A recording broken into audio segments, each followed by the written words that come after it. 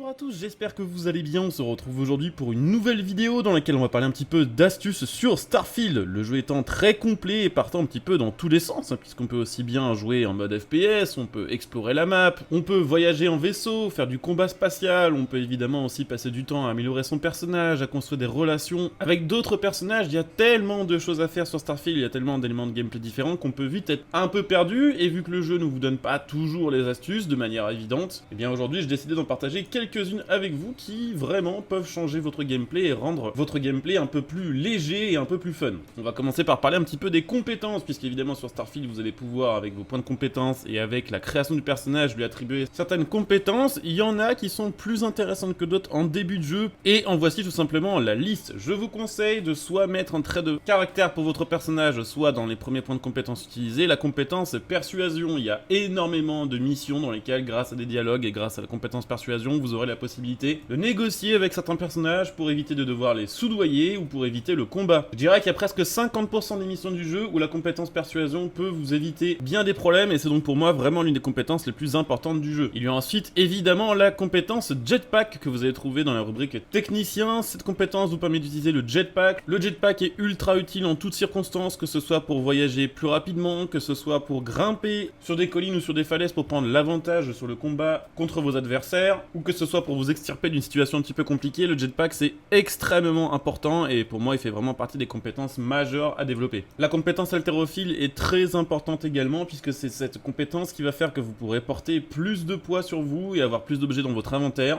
Il y a énormément de choses à looter sur Starfield, que ce soit les ressources, que ce soit les armes, les tenues, les babioles, les décos. Bref, vous pouvez looter à peu près tout et n'importe quoi, sauf qu'en commençant avec une capacité max de 145, vous allez très vite la remplir et ça va être très vite l'enfer, puisque sur ce jeu, plus vous avez du poids sur vous, moins votre perso a de stamina. Moins il a de stamina, plus vite il tombe à court d'oxygène et plus vite c'est la merde. Pour moi, ces trois compétences-là sont vraiment les plus importantes. Le reste, après, ça va dépendre un petit peu de votre style de jeu. J'aurais pu mentionner également balistique, qui est assez importante, mais qui l'est pour moi un petit peu moins que les autres compétences déjà citées, qui permet d'avoir plus de dégâts avec les armes à feu. Mais clairement, on peut faire sans. Justement, il y a quelques instants, je vous parlais du loot et je vous parlais de la compétence haltérophile. Sachez que sur le jeu, vous pouvez looter à peu près tout et n'importe quoi, et comme sur tous les jeux de ce style, au début, on peut entrer dans une espèce de frénésie où on essaie d'absolument tout ramasser. Ça va être un gros problème si vous commencez ça sur Starfield, puisque vous allez vite vous retrouver à court de place et à court de poids disponible. Je sais bien qu'au début du jeu, on a envie de tout ramasser et on se dit bon, ça servira peut-être à un moment ou l'autre. La vérité, clairement, c'est que vous devez faire le tri pour looter les choses les plus importantes. Évidemment, le plus important, ça va être les munitions, les crédits, les notes qui vont vous permettre parfois d'avoir accès à des missions secondaires, comme les missions Mantis par exemple. En ce qui concerne les armes et les tenues, prenez l'habitude d'essayer de retenir le nom des différents objets, parce que clairement avoir par exemple 10 Grendel dans son inventaire, ça ne sert à rien, et en plus ça vaut rien à la revente. Pareil pour les casques et pareil pour les tenues. Autre chose d'extrêmement utile à looter, ça va être les aligneurs, et ça c'est vrai que ça fait partie aussi d'une astuce un petit peu à part, mais dès que vous avez la possibilité de tenir des aligneurs sur le jeu, faites-le, que ce soit en les ramassant sur des cadavres, que ce soit en les ramassant en explorant la map, ou que ce soit en les achetant. Les aligneurs, ça ne pèse rien, ça coûte presque rien, et c'est ces systèmes-là qui vont vous permettre de déverrouiller les portes, un petit peu en mode crochetage du futur. Ça vous donnera accès à plein d'endroits qui vous donneront des loots plus ou moins rares, et parfois ça peut même vous aider à sortir de certaines situations, voire même à trouver des accès secondaires pour vous rendre à l'endroit de votre quête, en évitant certains combats ou certains ennemis.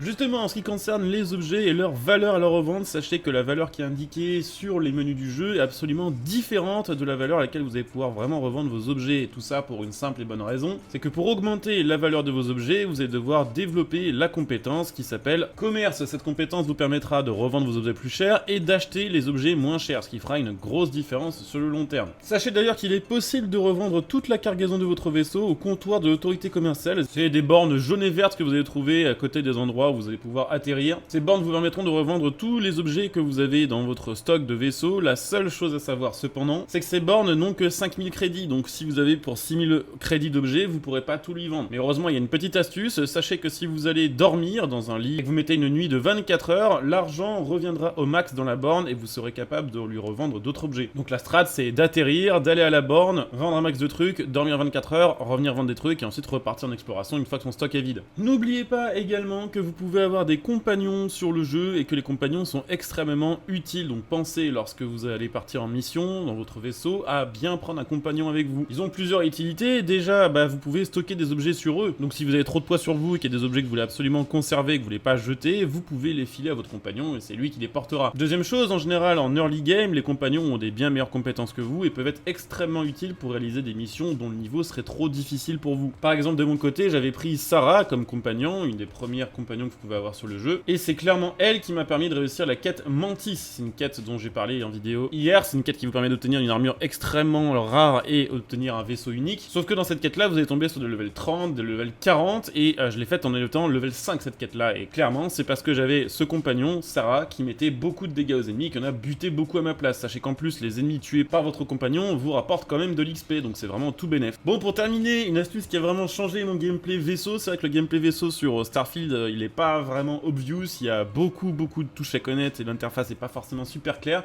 Sachez que pour la navigation rapide, vous n'êtes pas obligé de passer par tous les menus intermédiaires vous permettant de choisir une planète et un spawn pour atterrir et vous rapprocher de votre objectif. Il suffit de regarder votre objectif, de l'avoir dans votre viseur et d'appuyer ensuite sur la touche R qui lancera automatiquement le voyage rapide juste à côté de la planète sur laquelle la mission avec l'objectif pointé se déroule. Et ça clairement ça aide vraiment puisque sinon c'est vraiment l'usine à gaz à ce niveau-là. Voilà, on a un petit peu fait le tour. Bon, il y a peut-être pas toutes les astuces de la Terre, mais je pense qu'avec ça déjà votre gameplay devrait être plus plaisant. Donc si cette vidéo vous a aidé, si elle vous a donné un petit coup de main, n'hésitez pas à laisser un like, à vous abonner et à checker sous la vidéo pour les différents liens de soutien de la chaîne. Vous pouvez aussi venir me follow sur Twitch si ça vous intéresse de suivre mon let's play, voilà, sur Starfield. Je coupe ici, je vous dis à très bientôt. Bon jeu à tous, ciao.